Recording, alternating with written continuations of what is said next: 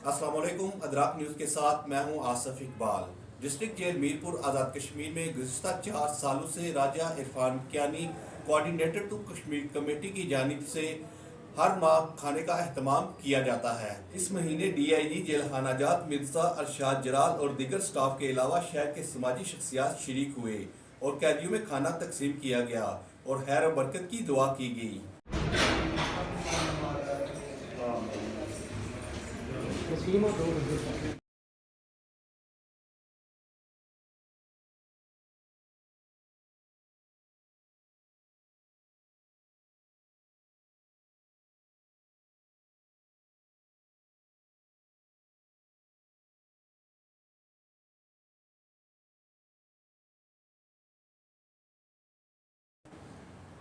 ये थी अब तक की ताज़ा तरीन खबर। मज़ीद खबरों और अपडेट्स के लिए देखते रहिए इदराक न्यूज़।